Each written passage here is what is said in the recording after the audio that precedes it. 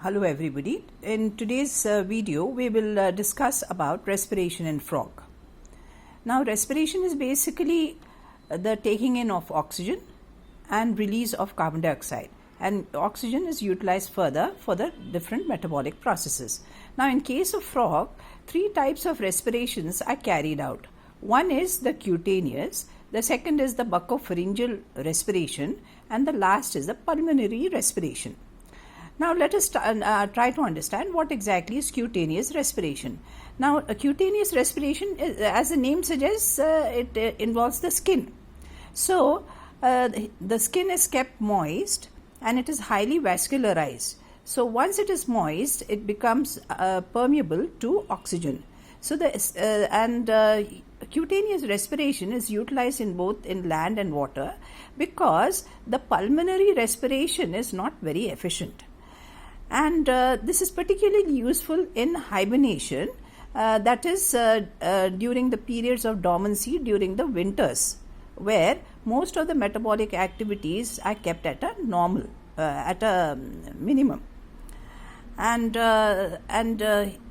this kind of respiration, that is the skin respiration, involves through the endoosmosis, the oxygen comes into the blood vessels of the skin, and there is an exchange of gases and carbon dioxide is released out by exoosmosis. So this exchange through the skin, whereby the oxygen is taken in and carbon dioxide is released to the exterior, that is referred to as the cutaneous respiration.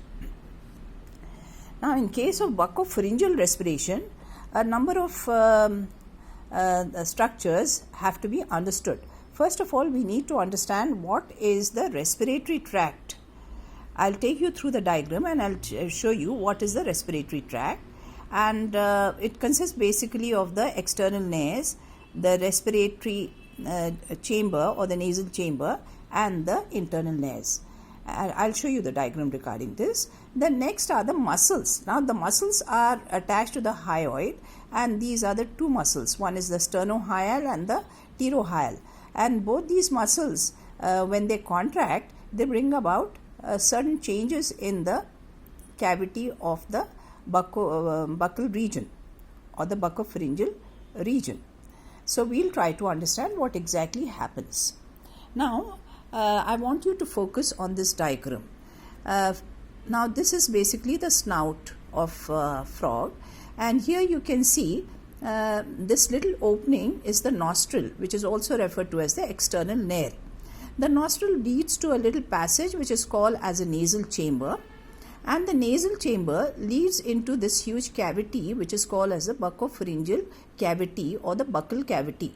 Now this between the nasal chamber and the bucco-pharyngeal cavity, this little opening of the nasal chamber is referred to as the internal nares.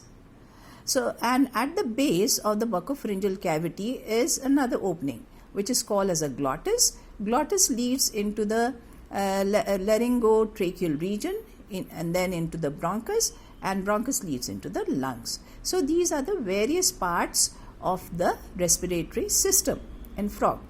Now if you are talking about the respiration which occurs only in the buccal cavity, that is referred to as the bucco-pharyngeal respiration. So basically the air comes in through the nostrils, the external nares are kept open, so the fresh air carrying oxygen comes in through the nostrils, the mouth is closed, and the air comes into the nasal chamber, goes into the internal nares, and then this is the floor of the buccal cavity, right? So this floor of the buccal cavity is pulled down by the action of the sternohyal muscles, and once this is pulled down, you find that the cavity increases in size.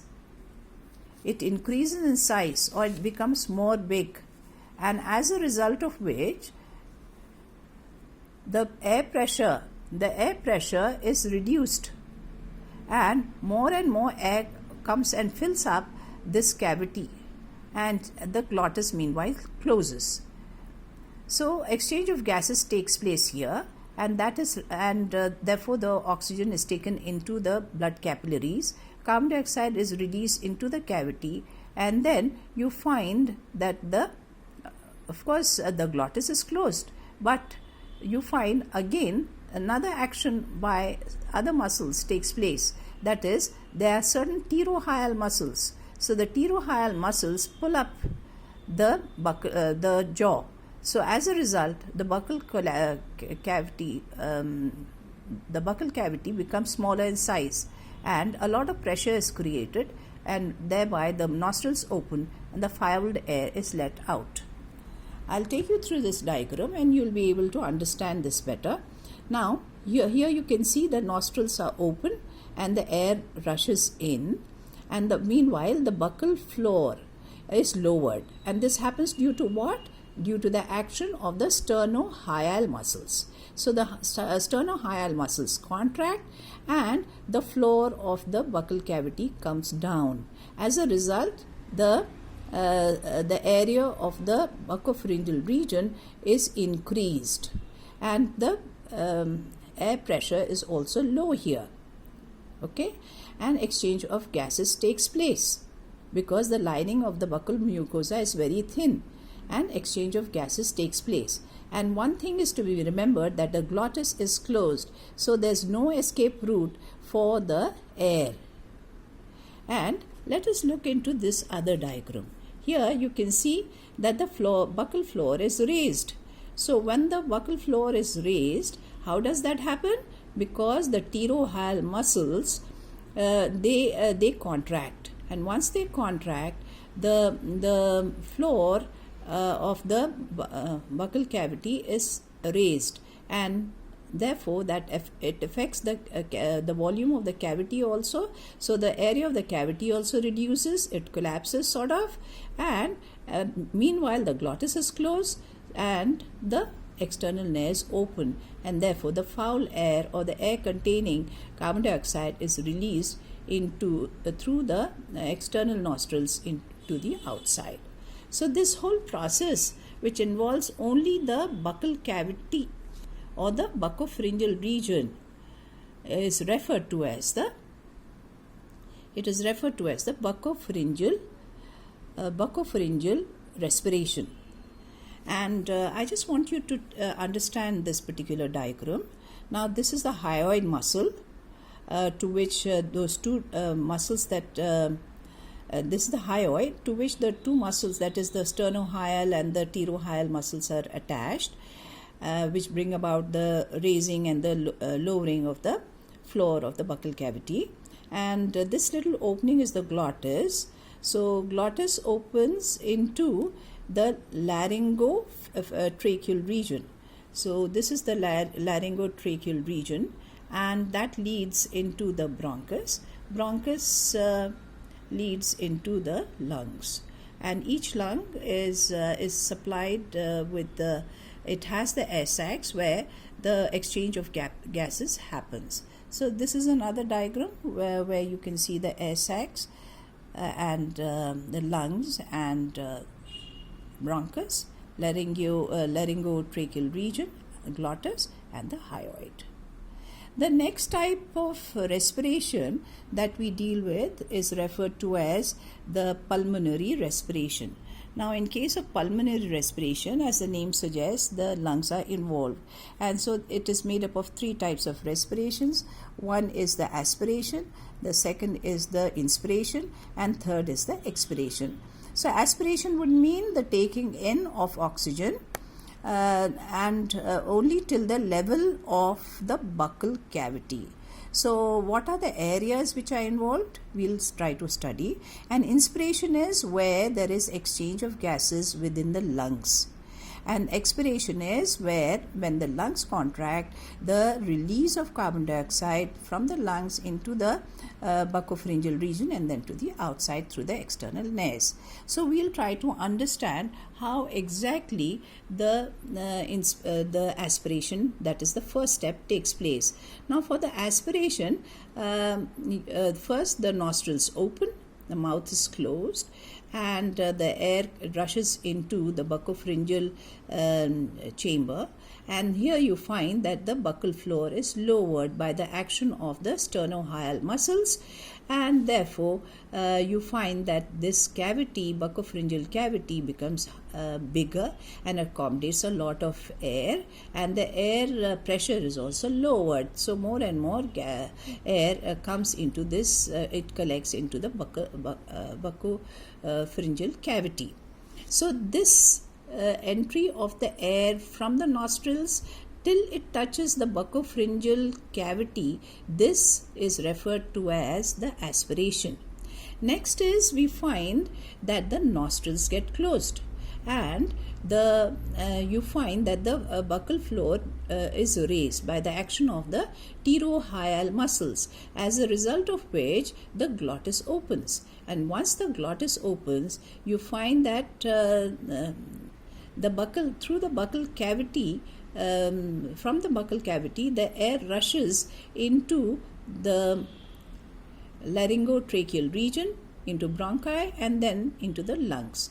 Why does this happen? As I said, the buccal floor is raised, so that means the cavity inside, that is the buccal cavity, becomes smaller, and there's a lot of pressure created. Meanwhile, the nostrils are closed, so it has only one passage, and the glottis opens, so it can just pass through the glottis further down. So that's how the air rushes through the glottis into the lungs. So this movement only from the bucco-pharyngeal region into the lungs, and where exchange of gases also occurs within the alveoli, is referred to as inspiration. Only this part is referred to as inspiration. And after the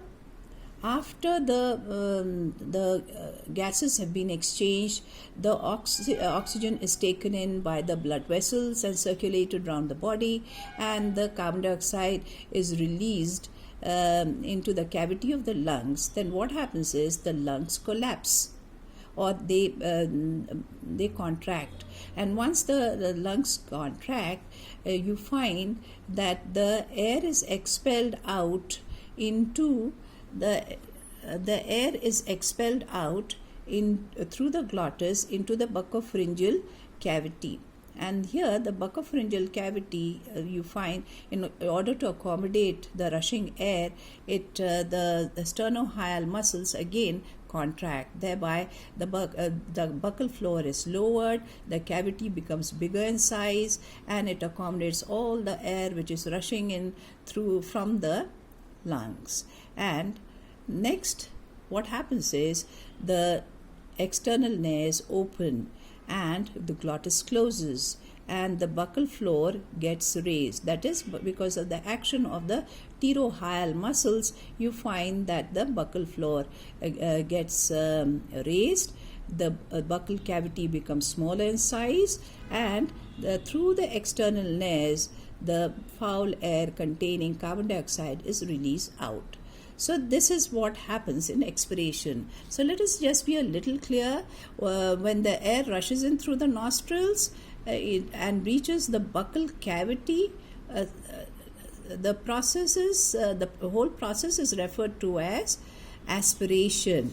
And when from the buccal cavity or bucco-pharyngeal cavity, when the air rushes through the glottis into the lungs and exchange of gases takes place here within the lungs, in the alveoli of the lungs, then it is referred to as inspiration. And ultimately the lungs contract, and after the exchange of gases, the lungs contract, the carbon dioxide is released into the cavity of the lungs, and you find that the buccal floor is lowered, and the glottis opens, and there all the air from the lungs rushes into the bucco-pharyngeal cavity. Then the nostrils open, and the nostrils open, the floor is again raised, and because of that pressure created, the nostrils open and the air is let out. So this is referred to as expiration. So one has to be very clear about these three processes, that is aspiration, inspiration and expiration, and just be a little cautious of the fact that the lungs are highly inefficient, and therefore the animal resorts to all these three types of respirations, namely the cutaneous, the